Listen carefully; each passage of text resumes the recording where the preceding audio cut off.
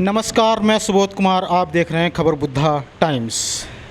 जैसे कि आप सभी जानते हैं और जो बहुजन साथी हैं, बहुजन समाज के लोग हैं, वो भी सभी जान रहे होंगे और जानते हैं कि आज 5 अगस्त सोशल मीडिया पर पोस्ट भी आई थी कि काले झंडे दिखाएंगे।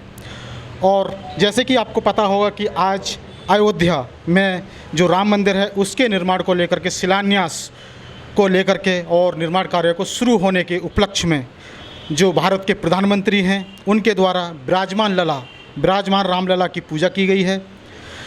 जबकि ये बहुजन समाज के लोग ये भी जानते होंगे कि जब नींव रखी गई और खुदाई हुई थी तो उस समय भी कुछ तथागत बुद्ध के साक्ष्य निकलकर सामने आए थे।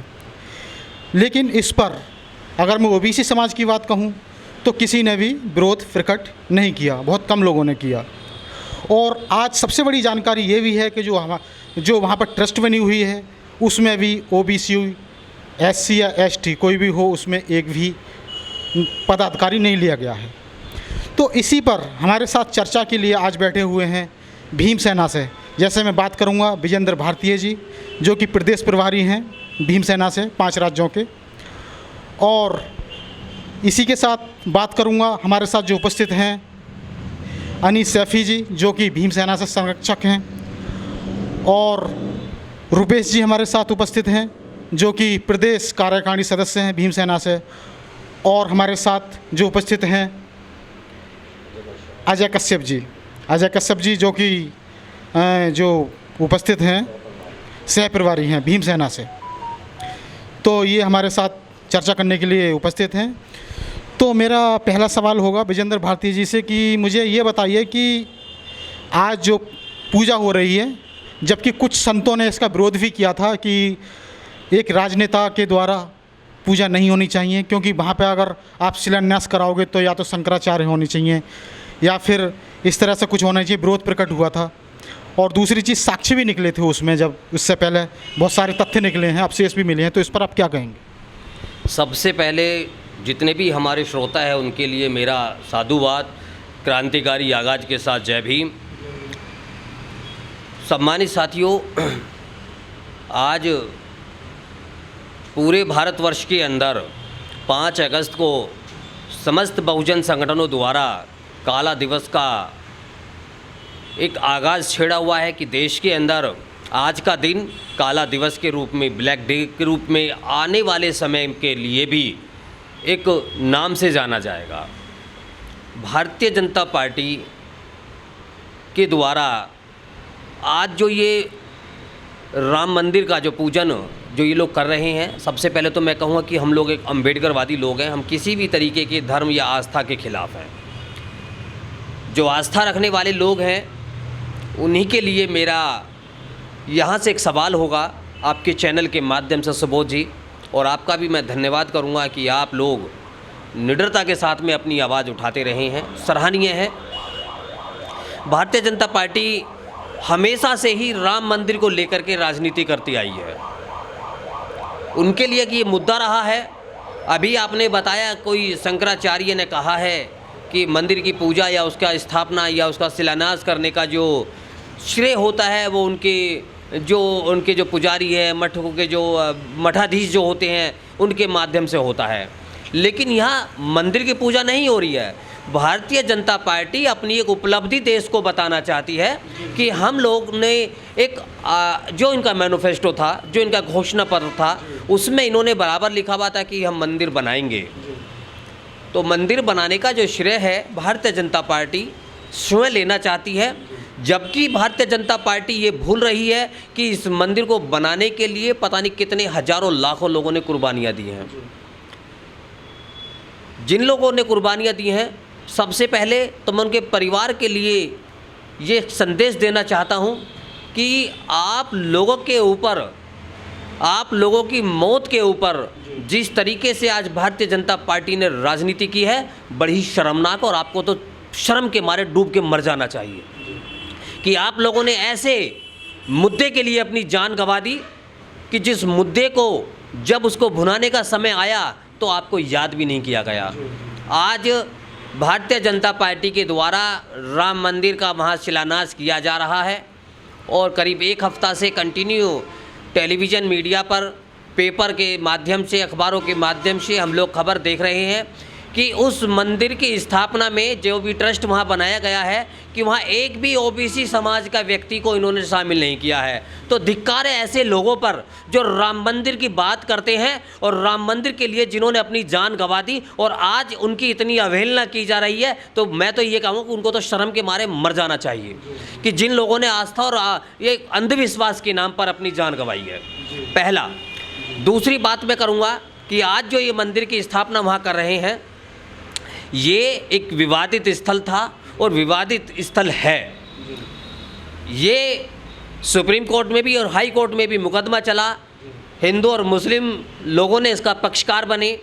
बाद में जब सुप्रीम कोर्ट में मामला पहुंचा तो जब वहां पर पुरातत्व विभाग द्वारा उसकी खुदाई की जा रही थी और खुदाई के लिए भी हाई कोर्ट ने ही इसमें इंटरफेयर किया था और उसने कहा था कि इसकी खुदाई कराइए, आप उसको देखिए कि उसके नीचे है क्या। क्योंकि जब दोनों पक्षों ने अपना अपना दावा वहाँ रखा कि भी वो एक पक्ष कह रहा कि वहाँ मस्जिद थी और एक पक्ष कह रहा वहाँ मंदिर था, जब वहाँ खुदाई हुई तो वहाँ खुदाई में देखा गया कि वहाँ बौद्ध काल के अवशेष प्राप्त हो रहे हैं।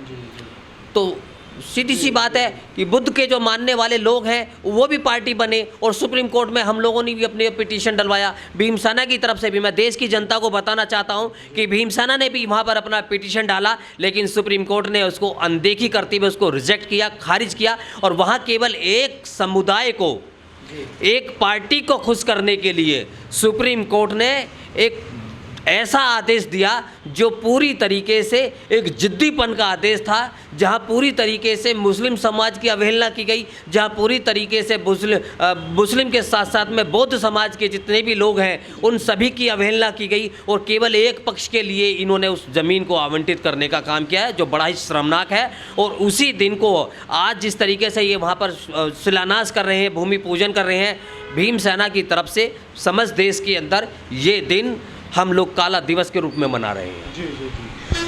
जी, तो देखिएगा अभी इन्होंने कहा था, मतलब जो मैंने पूछा था कि इसमें जैसे कि SC ST के लिए कोई वहाँ जगह नहीं है।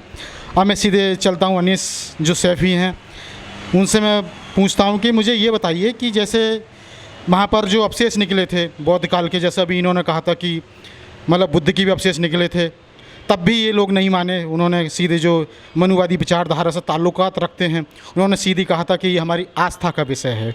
तो मुझे आप अनीस सैफ़ी जी मुझे ये बताइए कि क्या आस्था सिर्फ इन्हीं लोगों के लिए होती है या फिर कोई और धर्म के लोग भी होते हैं, उनकी भी कोई आस्था होती है? सबसे पहले तो मैं बुद्धा टाइम्स और सुबोध जी आपका आभार व्यक्त करता हूं कि आप लोगों ने ऐसे अहम मुद्दे को हमारे बीच में आकर के और देश की जनता के सामने लाने का मौका दिया। इसके लिए आपका बहुत बहुत धन्यवाद जी। देखिए, जहाँ तक आस्था का सवाल है, आस्था तो सभी धर्मों के लोगों की होती है जी। भगवान गौतम बुद्ध के मानने वालों की भी होती है, मुस्लिम समाज के लोगों की भी होती है, हिंदू समाज के लोगों की, आस्था सबके अंदर होती है। लेकिन ये हमारा देश आस्था से नहीं बल्कि संविधान से चलता है जी। और चलता आया है और चलता रहेगा जी। लेकिन ये मनुवादी विचारधारा की जो सरकार आई है ना जी, ये सिर्फ और सिर्फ देश को गुमराह करके संविधान के विरुद्ध ही काम करती आई है और ये हमेशा करती रहेगी जी। इन लोगों का मुख्य एजेंडा होता है कि देश की जनता को जो है वो धार्मिक भावनाओं में उलझा करके और अपने जो देश के खिलाफ काम है उनको करते रहें जी। सबसे पहली बात।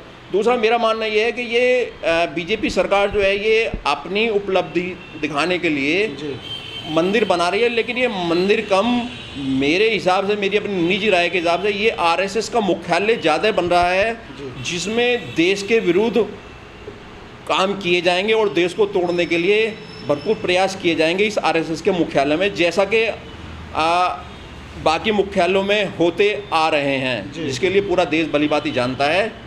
और इस मुख्यालय से भी हम यही उम्मीद करेंगे। और रहा हमारे देश के प्रधानमंत्री जी, तो ये मुझे ऐसा लगता है कि हमारे देश के प्रधानमंत्री जी जो है केवल एक ही समुदाय के प्रधानमंत्री बन के रह गए हैं।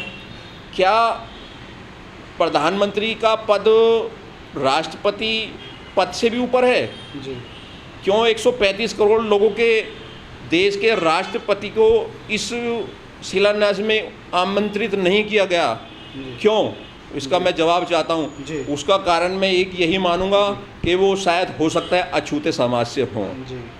हमारे राष्ट्रपति जी को भी इस पे संज्ञान लेना चाहिए और 135 करोड़ देश की जनता के लोगों के भावनाओं का ख्याल करते हुए हो सके तो इस पद से इस्तीफा दें, त्याग दें, यदि देश की गरिमा का थोड़ा सा भी अगर ख्याल रखना है। जी मैं एक सवाल और जानना चाहता हूँ कि अगर हम जैसे कि मनुवादी विचारधारा के अकॉर्डिंग अगर माने तो वैसे तो अगर हम शास्त्रों की बात करें या जो भी धर्म ग्रंथ हैं उनमें कहीं हिंदू शब्द इस्तेमाल नहीं किया गया है, लेकिन फिर भी ये मतलब हिंदू लोगों को उलझाए रखना चाहते हैं, सभी को हिंदू मानते हैं। लेकिन जब ट्रस्ट बना है, मंदिर का ट्रस्ट बना है, तो उसमें एक भी OBC समाज या फिर SC ST को एक भी उसमें सदस्य नहीं बनाया गया है, तो क्या ये OBC SC ST हिंदू नहीं है? देखिए, एक ब्राह्मणवाद नाम की एक बीमारी, ये ऐसी बीमारी है हमारे देश के अंदर कि जब ये जहाँ ब्राह्मणवाद का नाम आता है तो वहाँ जो है वो कोई समाज इनके लिए मायने नहीं रखता है। बाकी समाज सिर्फ जो है वो मस्जिद के नाम पे, मंदिर के नाम पे लड़ने के लिए ही इनको जो है याद आता है। उसके उपरांत कोई भी समाज इनको याद नहीं आता है। जब माल लूटने की, कोई भी समिति बनने की या कोई इसमें मंदिर में पूजा अर्चना करने का अगर कोई निमंत्रण दिया जाता है तो सिर्फ वो ब्राह्मण समाज को दिया जाता है। ये हमारे देश का बहुत ही बड़ा दुर्भाग्य है। जी। और देखिएगा, क्योंकि अभी इन्होंने बताया था अनीश जी ने, अब मैं सीधे विजेंद्र भारती जी से सवाल करता हूं, क्योंकि अभी उन्होंने कहा था कि जिस समय जब फैसला आने से पहले तमाम जो सुप्रीम कोर्ट में हर किसी ने पिटीशन डाली थी, तो हमने भी भीमसेना की तरफ से पिटीशन डाली, लेकिन हमारी सुनवाई नहीं की गई थी। तो मेरा सवाल उनसे ये है कि जब आपने पिटीशन डाली थी और सुनवाई नहीं की, तो आपने उसका विरोध क्यों नहीं जताया? तो उस समय धरना प्रदर्शन क्यों नहीं किया गया? सुबोध जी, बराबर विरोध किया गया है। सुप्रीम कोर्ट के बाहर भीमसेना ने अपना विरोध प्रदर्शन किया गया, लेकिन जिस तरीके से पूरा देश आज जानकारी रखता है कि दिल्ली पुलिस केंद्र सरकार के अधीन है और देश के अंदर जो केंद्रीय गृह मंत्री हैं वो भारतीय जनता पार्टी का वो मोहरा है जो जितना भी विपक्ष की ताकतें हैं उसको कुचलने का काम कर रहा है, उनकी आवाज़ को दबाने का काम कर रहा है। मैं मानता हूं गृह मंत्री को गृह मंत्री कहना भी मेरे लिए तो बड़ी अशोभनीय बात होगी। मैं तो बड़ा शर्मनाक समझूंगा कि मैं गृह मंत्री को गृह मंत्री जी कहूं, क्योंकि ये भारतीय जनता पार्टी के एक कह सकती हैं इस तरीके के लोगों बनकर के काम कर रहे हैं जो एक ऐसे होते हैं ना कि किसी न किसी की बुराई करना, किसी को आगे नहीं बढ़ने देना। तो जब बिचौलिए टाइप के जो लोग होते हैं ये वो काम कर रहे हैं। ये देश के गृह मंत्री के पद को भी गौरवान्वित करना चाहिए, उसके पद की भी गरिमा को ठेस पहुंचाने का काम कर रहे हैं। मैं एक जवाब आपको देना चाह रहा हूं। अभी आप बात कर रहे थे हिंदू धर्म की। हिंदू धर्म कोई धर्म नहीं है। माननीय सर्वोच्च न्यायालय ने भी इस शब्द को एक गैर संवैधानिक शब्द करार दिया था कि हिंदू कोई शब्द नहीं है। देश संविधान से चल रहा है, हिंदू कोई धर्म नहीं है। लेकिन हाँ, अगर हम बात करें इनके मनुवाद की, तो मनुवाद जो बनता है और मनुवाद जो चलता है, जो पाखंडवाद जो चलाने का जो काम करता है और उसको फैलाने का जो काम करता है, वो ब्राह्मण का है। तो ये हिंदू धर्म नहीं, ये ब्राह्मण धर्म है। एक बच्चा जब जन्म लेता है किसी भी घर में, चाहे वो देश के अंदर SC समाज हो, ST समाज हो या OBC समाज के लोग हों, जो भी अपने आप को हिंदू मानते हैं, जब उनके घर में कुछ बच्चे का जन्म होता है और उस जन्म से लेकर के और उसकी मृत्यु तक जितने भी कर्म कांड होते हैं वो ब्राह्मण के ही द्वारा आयोजित होते हैं। तो इस सिस्टम को, इस पाखंडवाद को चलाने का काम वो ब्राह्मण कर रहा है। तो ये ब्राह्मणवाद है। ये ब्राह्मणवाद के साथ साथ ये ब्राह्मण धर्म है, क्योंकि उसी के ही माध्यम से हम लोग अपने बच्चे का नामकरण करते हैं, उसी के ही कहे अनुसार हम बच्चे की शादी ब्याह करते हैं, उसी पंडित या ब्राह्मण के अनुसार ही हम जब किसी की मृत्यु हो जाती है उसके जितने भी कर्मकांड होते हैं, जब जो ब्राह्मण हम लोगों को आदेश देता है, जो भी उसको मानने वाले लोग हैं, वो उसी प्रकार से वो कार्य करते हैं। तो हिंदू धर्म ना कह करके जिसे ब्राह्मण धर्म कहा जाए तो वो मैं मानता हूँ वो ज़्यादा अच्छा होगा, क्योंकि ये ब्राह्मण धर्म है और यही लोग इसको चलाते आ रहे हैं। आज अयोध्या के अंदर जितने भी लोग, अभी हमारे अनीस भाई ने कहा, सैफी जी ने कहा कि वहाँ देश के राष्ट्रपति को इनवाइट नहीं किया गया, आमंत्रित नहीं किया गया, जबकि देश का सबसे बड़ा एक संवैधानिक पद है Republic of the president, Bharat के राष्ट्रपति सबसे बड़े पद पर बैठे हुए हैं, उनको अगर वहाँ नहीं बुलाया गया है तो वही विचारधारा, क्योंकि वो दलित समुदाय से आते हैं। मैं पूछना चाहता हूं भारतीय जनता पार्टी से कि भाई आपने ऐसे व्यक्ति को राष्ट्रपति बनाया ही क्यों? जब आप उसको सम्मान नहीं दे सकते तो उस पद की गरिमा को ठेस भी ना पहुंचाए। या तो उनका आप इस्तीफा लीजिए या उनको पद से हटाने का काम करिए, क्योंकि उस आदमी को तो फिर पद पर रहने का अधिकार भी नहीं है।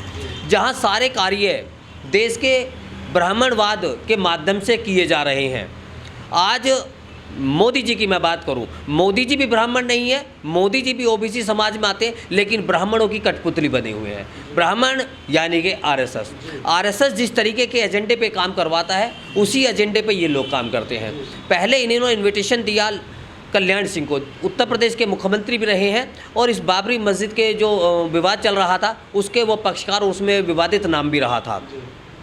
कल्याण सिंह जी को पहले इनविटेशन दिया गया, निमंत्रण भेजा, लेकिन जब पता लगा बाद में कि अरे यार वो तो ओबीसी समाज से आता है, तो उसका निमंत्रण को तुरंत रद्द कर दिया गया। तो ये इस तरीके की विचारधारा के लोग हैं, ये केवल और केवल आरएसएस के एजेंडे पर काम करने वाले लोग हैं। एक वो चीज़ बताइए कि जैसे अभी जो इसका ट्रस्ट है, मंदिर का ट्रस्ट बना हुआ है, उसमें एक भी ओबीसी, खासकर ओबीसी समाज ज़्यादा उधर आस्था की तरफ जाता है, तो ओबीसी या SC ST किसी को भी इसमें सदस्यता नहीं दी गई, तो क्या अब ओबीसी समाज अपनी आंखें खोल पाएगा? बिल्कुल, हमारे बीच में ओबीसी समाज से अजय कश्यप जी बैठे हुए हैं, और मैं कहूँगा आपसे कि आप उनसे वो सवाल करें, उनसे सवाल करेंगे तो बहुत अच्छा रहेगा। लेकिन मैं आपके चैनल से ओबीसी समाज के लिए एक निवेदन जरूर करना चाहता हूँ। जितने भी हमारे ओबीसी समाज के भाई हैं, चाहे वो जाट समुदाय से हैं, गुजर हैं, यादव हैं, अहीर हैं, खटीक हैं, तेली हैं, तमोली हैं, या कश्यप समाज के लोग हैं, गडरिया समाज के लोग, जितने भी समाज के लोग आते हैं जो ओबीसी समाज में आते हैं, देश की आधी आबादी ओबीसी समाज में गिनी जाती है। अब मैं उन लोगों से एक अनुरोध करूंगा, अपील करूंगा, निवेदन करूंगा कि आप लोग अपने आप को पहचानिए।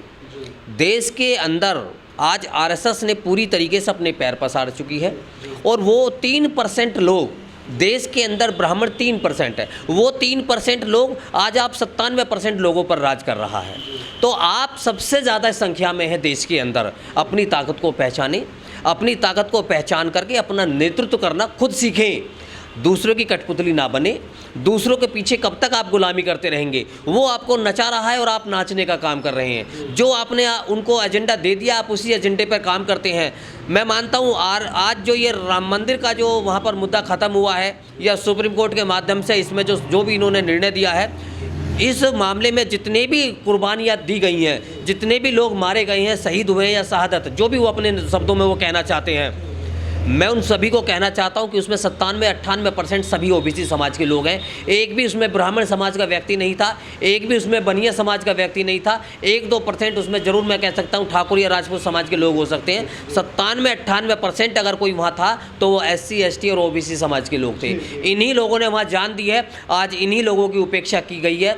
और मैं कहता हूँ कि आप लोग उस उपेक्षा को आज आशीर्वाद समझ करके मानिए और इस रास्ते को छोड़िए और अपने संविधान के वाले रास्ते को, ये देश का संविधान है, इससे देश चलता है और इसी से देश चलेगा। राम मंदिर जैसे देश के अंदर हजारों प्रतिष्ठान आज देश के अंदर बने हुए हैं, जिनमें हजारों लाखों करोड़ रुपए की संपत्ति उसके अंदर रखी हुई है, वो किसी भी ओबीसी समाज के, किसी भी गरीब समाज के काम नहीं आएगी।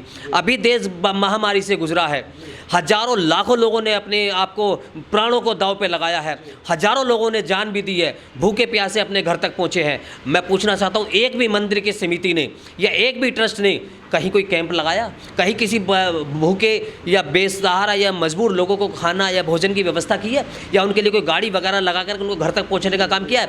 कहीं कोई आपको नज़र नहीं आएगा। और सीधा देखिएगा, मैं पूछता हूँ अजय कश्यप जी से कि मुझे बताइए अजय कश्यप जी कि जैसे आज आप भी देख रहे हैं कि जैसे ओबीसी समाज है, उनको बिल्कुल भी जगह नहीं मिली, जब से सबसे आगे रहते हैं वो, तो आप ओबीसी समाज के लिए क्या कहेंगे? क्या वो जागेगा? सुबोध कुमार जी, मैं ओबीसी समाज के लिए एक बात कहना चाहता हूँ। देखो, बहुत गुलामी होगी, अब इस चीज़ से हटिए और आगे आइए। आज मैं आया हूँ, कल आप आओगे, एक के साथ में 4 होंगे, 4 के साथ में 8 होंगे, जब भी 40 बनेंगे। और दूसरा, हमने काले झंडे दिखा के यहाँ काम करा है। और हम आगे तक ही ये काम करेंगे, काले झंडे ही दिखाएंगे। और अपने सभी भाइयों को, मेरे पास आज एक उस पर आई थी कश्यप समाज की कि राम राम लिखो, मैंने उसे लिख के भेजा है। मैंने कहा राम राम क्यों लिखो कश्यप जी, कश्यप हो कि तुम्हारी वहाँ कुछ बात नहीं सुनी जाती, ओबीसी समाज की तुम्हारी किसी की बात सुनी नहीं जाती, रखी नहीं जाती कोई बात है। तो इस समाज से निकल के अपने आप को पहचानो, उस पहचान को बरकरार रखो। बरकरार रखोगे तो मैंने उस पर लिख के भेजा है, कश्यप जी जय भीम नमो बुद्धाय। और देखिएगा, फिर मैं पूछता हूँ, जो नेक्स्ट सवाल है मेरा कि अनीस सैफ़ी जी, मुझे बताइए कि जैसे इस समय क्या है कि जो देश गुजर रहा है कोरोना महामारी से गुजर रहा है, और देश में जैसे कि अगर अस्पताल हो गए या फिर जो उनके लिए बेड वगैरह हो गए, तो इस तरह के सामान की ज़रूरत है। और अस्पताल में मतलब जो देश में अस्पताल होने चाहिए, क्या इस समय मंदिर के निर्माण का कार्य करना सही है सरकार के लिए? क्या मायने रखते हैं इसके? देखिए, इस सरकार का उद्देश्य देश की जनता की और देश की रक्षा करना नहीं है, बल्कि इस सरकार का काम है देश की जनता को अहम मुद्दों से हटा करके आपस में उलझाए रखना। आज पूरी दुनिया के साथ साथ हमारा देश भी एक अहम बीमारी से जूझ रहा है। आज इस देश को, हमारे को सबसे ज़्यादा सख्त ज़रूरत हॉस्पिटलों की है, वेंटिलेटर्स की है, मेडिकल सुविधाओं की ज़रूरत है। लेकिन ये हमारे देश का दुर्भाग्य है कि हमारे देश की सरकार, हमारे देश के प्रधानमंत्री और आरएसएस के लोग सिर्फ मंदिर के मुद्दे को लगा करके और देश की जनता का ध्यान भटकाने का काम कर रहे हैं, और जो पूरी तरीके से संविधान के विरुद्ध है। और हम इस आज के दिन को काले दिन के रूप में मनाना चाहते हैं, क्योंकि ये जो फैसला दिया गया है ना, ये सुप्रीम कोर्ट के द्वारा फैसला नहीं है, फैसला होता है कानूनी रूप से और संविधान के रूप में देख करके।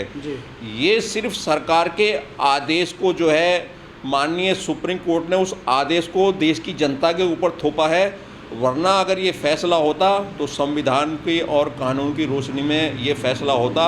इसलिए हम इस फैसले को नहीं मानते हैं और हम पूर्णतः तरीके से मंदिर का विरोध करते आए हैं और करते रहेंगे। और आज के दिन को हम 5 तारीख को, आज के दिन को हम ब्लैक डे के रूप में मनाते रहेंगे। जी जी जी जी मुझे ये बताइए कि जैसे जब बहुत सारे जो अम्बेडकरवादी संगठन हैं उन्होंने पेटिशन डाली थी, और जब फैसला आने से पहले, तो हो सकता है कि इस पर कुछ जो बहुत सारे जो अम्बेडकरवादी संगठन हैं उसका विरोध जता सकते थे, और हो सकता है इसको रोक भी सकते थे। क्या ऐसा होना चाहिए था? देखिए, अम्बेडकरवादी लोग जो हैं वो संविधान को मानने वाले लोग होते हैं, और ये सरकार जो है ये पूरी तरीके से संविधान विरोधी है। हमारी लोगों की आस्था ये रही थी संविधान के प्रति, कोई भी फैसला हो संविधान को देखते हुए देश के प्रति फैसला हो। लेकिन इस सरकार ने क्या किया है, बैकडोर से जा करके आज हमारे जो सर्वोच्च न्यायालय के जज साहब रिटायर होकर के राज्यसभा की सदस्यता उन्होंने ली है। शायद ये उस एक सौदे का रूप हो, वरना इस देश का हर नागरिक ये उम्मीद कर रहा था कि कोई भी मामला जब हमारे सुप्रीम कोर्ट सर्वोच्च न्यायालय है, हमारे देश में इससे बड़ा कोई न्यायालय नहीं है, जब यहाँ जाएगा तो यहाँ से देश की जनता को इंसाफ मिलेगा। लेकिन इंसाफ ना मिल करके कोर्ट का आदेश, सरकार का आदेश, आरएसएस का आदेश देश की जनता पे थोपा गया था। हम बहुजन समाज के लोग संविधान को मानने वाले हैं और इस संविधान का हवाला देते हुए थी इंसाफ मांगने की कोशिश की, लेकिन इस संविधान विरोधी सरकार ने हमें इंसाफ नहीं दिया। इसलिए हम जब तक जीवित हैं हम इस दिन को जो है वो ब्लैक डे के रूप में मनाते रहें। जी जी जी जी जी बहुत बहुत धन्यवाद। और जी विजेंद्र भारती जी, मुझे ये बताइए कि जैसे कि हमारी जो पार्टी है, तीसरी नंबर की पार्टी है बहुजन समाज पार्टी, और बहन जी की तरफ से भी ये आया था कि अब जो राजनीतिक पार्टियां हैं उनके लिए कोई मुद्दा नहीं रहेगा, तो इस पर आप क्या कहेंगे? सुबोध जी, उन्होंने जो सुप्रीम कोर्ट का फैसला था वो उन्होंने स्वीकार किया है, राम मंदिर का जो फैसला दिया है, और अब उनके पास कोई मुद्दा नहीं रहेगा इस तरह। बिल्कुल, भारतीय जनता पार्टी के पास एक ये मुद्दा था, अब ये मुद्दा तो है नहीं उनके पास में, क्योंकि मंदिर ये बन जाएगा। लेकिन देश को मैं बार बार कहना चाहता हूँ, और मैंने कहा भी है, इस देश को मंदिर की आवश्यकता नहीं है, इस देश को हॉस्पिटल की आवश्यकता है, इस देश को कॉलेज यूनिवर्सिटियों की आवश्यकता है। ऐसे समय में जब देश कोविड-19 से गुजर रहा है और देश ही नहीं पूरी दुनिया जूझ रही है, अभी मैंने कहा भी आपसे, ऐसे समय में पूरी दुनिया कोरोना से निपटने के लिए नई नई वैक्सीन बनाने के तरीके ढूंढ रही है, और हमारा देश राम मंदिर बनाने का तरीका ढूंढ रहा था, और आज वो कामयाब भी हुआ है। तो ये एक पूरी दुनिया के अंदर एक ऐसा मैसेज है कि पहले कहा जाता था, हमारे देश के प्रधानमंत्री ने बार बार जब इन्होंने विदेशी भ्रमण किए, विदेशी यात्राएं की, तो जाकर के इन्होंने प्रचार प्रसार शुरू किया था कि भारत को तो सब सपेरों का देश कहते हैं, और ये तो सपेरों का देश था। तब सपेरों का देश था, आज कैसा देश बना दिया आपने।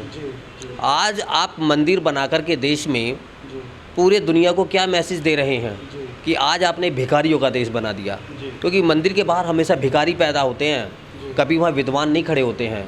तो पहले सपेरों का देश था, कांग्रेस पार्टी ने राज किया तो वो सपेरों का देश बनाया, आपने राज किया तो आपने भिखारियों का देश बना दिया। आप हमेशा धर्म की राजनीति करते आए हैं और कर भी रहे हैं। धर्म की राजनीति का कभी ना कभी अंत होगा। देश आधुनिकता की तरफ बढ़ रहा है। देश की बहुत तेज़ी से जो आबादी है वो संविधान में आस्था रखते हुए विज्ञान को सर्वोपरि मान करके अपना विकास चाहती है। बच्चे यूनिवर्सिटियों के अंदर जाकर के नए नए आविष्कार करने का काम कर रहे हैं, लेकिन देश की सरकार उनके हाथों में किताब बुक्स हटा करके, कंप्यूटर लैपटॉप हटा करके उनके हाथों में शंख और धार्मिक थाली, जिस तरीके की पूजा अर्चना के द्वारा जो किए जाते हैं ना, वो थमाने का काम कर रही है। तो ये दुर्भाग्य है देश का कि हम लोगों ने एक ऐसी सरकार चुनी है जो देश को अंधविश्वास और पाखंडवाद की तरफ ले जाने का काम कर रही है। हम इसका विरोध करते हैं, और मैं ही नहीं, मैं मानता हूँ पूरे देश को इसका विरोध करना चाहिए, क्योंकि आज हमें रोज़गार की बात करनी चाहिए, आज हमें भुखमरी की बात करनी चाहिए। आज देश के अंदर 20 करोड़ संख्या आज भी ऐसी है, आज तो खैर ज़्यादा हो गई है, कि जो भूखे सो रहे हैं, आप उनको राशन नहीं दे पा रहे हैं, लोगों के रोज़गार छिन गए हैं, तमाम सेक्टर्स आपने प्राइवेट कर दिए हैं, तमाम सरकारी संस्थानों को आपने प्राइवेट कर दिया, निजीकरण की तरफ आप लेके जा रहे हैं। आप देश को दे क्या रहे हैं? आप देश को एक मंदिर देंगे और मंदिर में बजाने के लिए घंटा देंगे, और इसके अलावा कुछ नहीं आपके पास में उपलब्धि होगी। जी जी, बहुत बहुत धन्यवाद आपका। तो अभी इसी जो आज का मुद्दा हमारा राम मंदिर को लेकर के, और इस समय क्योंकि हमारा मुद्दा था कि इस समय जनता को ज़रूरत क्या, राम मंदिर चाहिए या फिर अस्पताल, ये मुद्दा था हमारा इस तरह का। तो हमारे कुछ सवाल हैं जो कि यदि इन सवालों के जवाब हमारे इस कमेंट बॉक्स में दे सकते हैं। जैसे कि पहला सवाल है हमारा कि क्या जो भारत की देश की जनता है उसको कोरोना महाकाल में, कोरोना महामारी में मंदिर चाहिए या फिर अस्पताल, ये अपनी कमेंट बॉक्स में राय दें। दूसरा सवाल है कि जो मंदिर का ट्रस्ट है उसमें ओबीसी समाज का एक भी व्यक्ति को सदस्य के तौर पर नहीं रखा गया है, तो क्या इससे अब आगे से ओबीसी समाज जागेगा या नहीं जागेगा, यस या नो? तो ये इसमें भी आप हमारे कमेंट में दे सकते हैं। और तीसरा सवाल है हमारा कि जैसे कि हमारे देश के प्रधानमंत्री इसके शिलान्यास करने के लिए गए थे, तो क्या जो हमारे देश का सर्वोपरि होता है राष्ट्रपति, उसको आना चाहिए था, उनको आना चाहिए था या नहीं आना चाहिए था?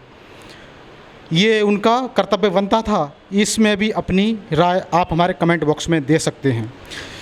तो इसी तरह की महत्वपूर्ण जानकारी और पारदर्शी खबरों से जुड़े रहने के लिए हमारे इस चैनल को सब्सक्राइब करें, लाइक करें और बेल आइकन ज़रूर दबाएं, जिससे कि आपके पास खबरों के नोटिफिकेशन आते रहें। तो मैं सुबोध कुमार खबर बुद्धा टाइम से लेता हूँ इजाज़त। फिर मुलाकात होगी नई व ताज़ा खबरों के साथ। तब तक के लिए सभी के लिए धन्यवाद और नमस्कार। सभी भीम सेना के सम्मानित साथियों को उत्तर प्रदेश, दिल्ली, बिहार, हरियाणा, राजस्थान और उत्तराखंड 6 की 6 स्टेटों के और साथ में पूरे समस्त भारत के भीम सेना के सम्मानित साथियों के लिए आपके भाई विजेंद्र भारतीय का एक संदेश है कि जो चैनल आप देख रहे हैं साथियों, ये चैनल सुबोध कुमार जी चला रहे हैं। ये चैनल आपका अपना है। इस चैनल को जितना ज़्यादा से ज़्यादा हो सकता है उसको सब्सक्राइब करें, उसको आगे बढ़ाने का काम करिए। ये भीम सेना का अपना चैनल है। ये आपकी आवाज़ बनता रहा है। आपकी आवाज़ बन कर के आपके लिए जितने भी आपके अधिकार हैं उनको दिलाने में लिए सरकार से लड़ाई लड़ कर के आपके लिए हमेशा बुलंदियों की आवाज़ बनता रहा है। तो मैं आप सभी लोगों से अपील करूंगा खबर बुद्धा टाइम्स को ज़्यादा से ज़्यादा इसके साथ जुड़ने का काम करें और अपने सभी साथियों को कहें, जितने भी हमारे ग्रुप हैं सभी ग्रुपों पर उसको डालिए। ज़्यादा से ज़्यादा जितने भी हमारे साथी हैं इस चैनल को आगे बढ़ाने का काम करिए, क्योंकि ये चैनल केवल एकमात्र ऐसा चैनल है जो बहुजन समाज की आवाज़ बन करके आप लोगों की आवाज़ को आगे बढ़ाने का काम कर रहा है। धन्यवाद। जय भीम। नमो बुद्धाय।